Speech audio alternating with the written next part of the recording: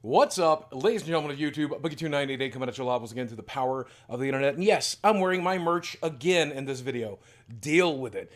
Don't forget, by the way, some of these shirts are limited edition. One of these has already been rotated out. It might come back in a different form.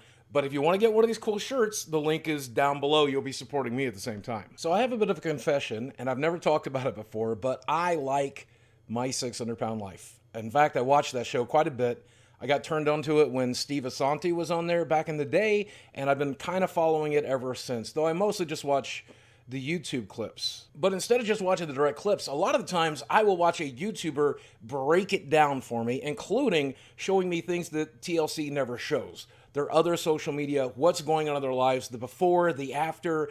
I love it when YouTubers do that stuff. And yeah, there are plenty of people who are bullies about it, some people who are respectful but funny, and those are the ones that I choose to watch. And I'm going to recommend one today. This is OompaVille. You may know him from his appearances on the Some Ordinary podcast. He's a pretty funny guy. You should probably be watching this guy. He's way better at YouTube than I ever was. And one of the things he does on that channel is react to my 600-pound life clips. And honestly, he's really funny about it. He's not much of a bully, though. He's funny and he's edgy, but he really doesn't bully the people on it, and that's why I like it. So when this video popped up in my feed, I immediately clicked on it and was shocked at what I saw here, and I think you will be too. So let's react to that. All right, so how do I gain weight really quick? I can't eat a lot. I'm not gonna eat a lot because I'm not a piglet, all right? So we bought a bunch of weight, so I know what it's like to be a person of size. This is how I'm gonna be gaining 300 pounds in a short period of time. This is 80 pounds, dude. I mean, this is a pretty good way to simulate what it's like to carry around all this extra weight. I mean, don't get me wrong, you don't have the big fat sweaty folds everywhere that are filled with Twinkies and Reese's Cups, but it's as close as you're probably going to get. I feel like if you added a fat suit to it so that you were big and bulky as well, maybe that, I don't know. But I appreciate the effort he's making here to understand what it's like to be a morbidly obese person. I wish more people who talked about fat people would live like this for a day to see what it's like. This sucks, bro. Oh, oh shit. Tammy every morning. Oh shit. Oh god damn. All right. Getting up out of the floor is really hard. Getting up off the couch or out of bed is really hard. This is accurate. In fact, let's recreate that moment in real life as a 380-pound man. Sammy, don't worry. I'm doing this on purpose. Don't go call 911. Don't get help. Here we go. Here we go. Oh. Sammy, watch out, buddy. If I fall, you're in trouble. Oh. Whew. Yeah, 10 out of 10 for accuracy. Yeah. Oh god, that was terrible. Oh, bro. Dude, there ain't no way. This is terrible. This fucking sucks so fucking bad. I'm literally in hell. I mean, you imagine it's really rough on him because his body's not used to being that size or weighing that much. Well, it gets worse when your body gets used to it because your knees start to compress. Your spine starts to compress. You end up being in physical pain no matter what you're doing all the time. It is hell. He's not wrong. That is a very accurate depiction. Being morbidly obese is a living hell. And you forget about it. You end up delusional. You trick yourself into thinking, oh, it's not all that bad. I'm not in all that much pain. No, it's awful. It really is. And when I watched this video and then got up and stood up, I realized how accurate he is. Oh, that, dude. Does it feel good? The relief. Oh my God. Huh. It all makes sense. It all makes sense. Seriously, like this genuinely makes sense. Yeah. I understand why they're so fucking grumpy in these videos when they weigh 350 pounds. Watching him walk around made me realize that's actually how I walk.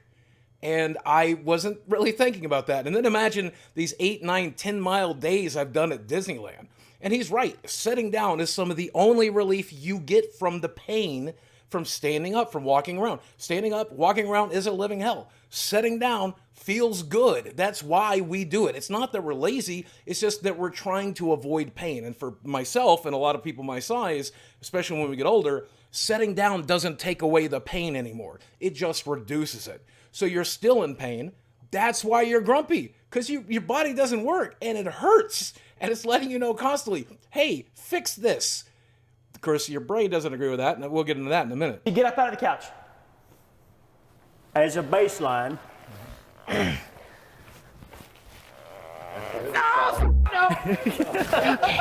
Dude, what if I snap my arm in this? I feel like I almost did. As funny as that is, there's just some furniture I won't sit on. There are some couches that are too deep that I know I'm going to need help getting out of it. There are some pieces of furniture I'm afraid are going to break under me. Some chairs with arms, especially at doctors' offices, they know what they're doing. But some chairs with arms are too narrow to even fit in. It'll get stuck to you if you've managed to wedge yourself into it.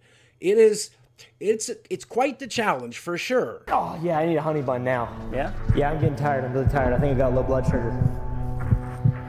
All this pretending to be morbidly obese got me some metabolic syndromes. I can't see my dick anymore. I'm no nutritionist, but having gone through gastric bypass surgery and sat with my surgeon informed me that you enter this feedback loop where your brain says eat, eat, eat, eat, eat because you're spending so much energy just staying alive. Your BMR is high. Then when you do literally anything, your body has to burn more calories. So your brain is saying eat, eat, eat. And whereas it's not too hard to lose weight with a calorie deficit, your brain doesn't like you to do that. Your body doesn't like you to do it. It doesn't matter how fat you are. Your brain and your body is hardwired to hold on to that fat in any cost in case of starvation, lack of food, or whatever. So your brain is constantly telling you, eat, eat, eat, eat, eat.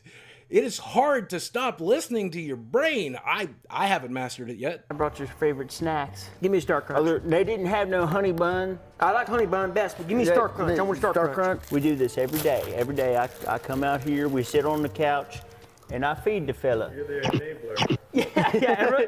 Every fat person has an enabler. Yep. And by the way, I don't mean normal people. I mean morbidly obese people. All right? I mean, he's not wrong. When you watch these shows, we all have enablers on that show, right? I've had enablers in my life. And don't get me wrong, I've never been so fat that I was bedridden. I've never been so fat that I couldn't make it to the grocery store and use a Mart cart, or that I couldn't make it to a McDonald's drive-thru. I've always been capable of maintaining my own obesity, and have definitely done that at parts. But there's always been people in my life who've been willing to help me. And it makes sense because your obesity disables you and people want to help you. Most of the people, including my ex-wife, encouraged me to eat healthy, didn't put bad food in front of me, put good food in front of me. I had to choose the bad foods. But on these shows, I mean, they have people shoveling the worst foods into them, even in the hospital. So that's one place that I differ. I finally shed this last 80 pounds, and I'm going to hyperextend my knee and be crippled.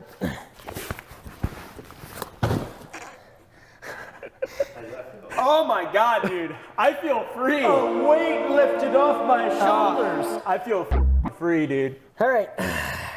Good luck. You ready? I mean, I feel light. Limber? Light? Yeah, I feel light. Feels good to shed 300 Yeah. pounds. Or I feel like I'm a little like a little 150 dancer or pounds. something. I could only imagine how good it would be to wake up at a normal size tomorrow. I would be so happy. The problem is when you're losing weight, that's not how it happens. It happens very, very gradually. And even when I had that rapid weight loss of 100-some pounds in a short period of time after my bypass surgery, you could still feel the existing weight, right? Man, that makes me so jealous. I wish genies are real. I would spend my one wish on that and that alone. Screw world peace. Screw world hunger. I think here in America we have that solved here locally anyway. But 100%. Me just less fat now, thanks. Now, there's a lot more to the video than I showed you. Link is down in the description box below. I think you should watch it because as a morbidly obese person, I wasn't offended by this at all. In fact, I felt that it was kind of empathetic and kind, and I wish more people who talk shit about people online did something like this, walked a mile in my shoes, or I should say my Crocs because normal shoes don't fit. But you know what I'm saying. Get an idea of what it's like. Guys, as always, thanks for watching. I love you very much, and I will speak with you again soon.